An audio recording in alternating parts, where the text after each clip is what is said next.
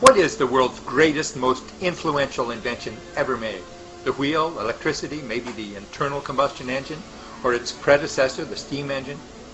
Well, we're getting close. It's actually the predecessor to the steam engine. Many people find it hard to believe, but if you go back up the chain of ideas to the device which taught the world how to make the steam engine, the gas engine, as well as how to make refrigeration and air conditioning, we find the most amazing invention ever made. But most people have never heard of it, even though it is becoming popular once again. It was the first machine which could produce ultra-high pressure with a high-tolerance, tight-fitting piston in a beautifully crafted, smooth bore. Now, it wasn't invented by some learned man who had an engineering degree or a scientist. In fact, we don't even know who invented it. It's thought to have been invented over 1,500 years ago in the Philippine archipelago. Now, today we call this invention a fire piston. It was used by the locals there on the islands to make fire.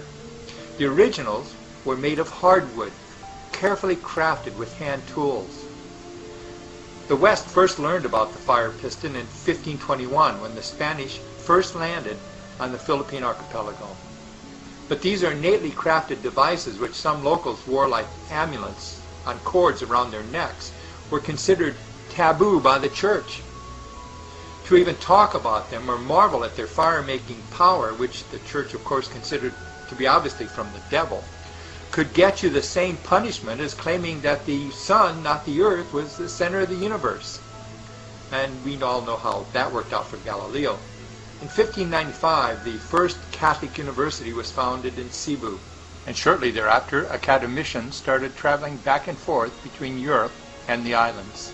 Clearly, there is evidence showing that at that time, fire pistons started drifting toward Europe. That evidence is found in the basements of many European museums. Around the time that these fire pistons were coming to Europe, Galileo was having his very first problems with the church. He was eventually put under house arrest for teaching that the sun, not the earth, was the center of the universe. And in his later life he was restricted on his teaching, and he was eventually forbidden to publish. But in 1541, just a year before his death, he spent 3 months tutoring a 14-year-old Protestant genius, a young man named Robert Boyle. Galileo tutored him on many things, including some of the taboo sciences that were forbidden for Catholics to openly study. Now, some people think that Galileo gave young Robert Boyle one of these fire pistons smuggled in from the islands.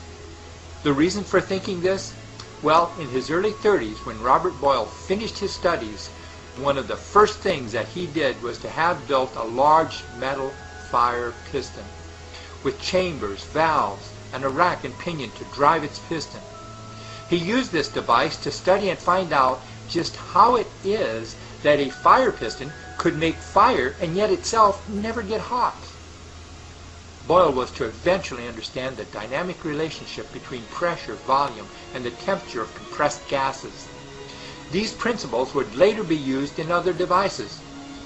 With carefully crafted pistons, which fit into smooth bores, devices which would turn heat into energy, engines which used steam, air, or compressed fuels to power our modern lifestyle. One of my professors once said that the fire piston was, without a shadow of a doubt, the greatest invention ever made.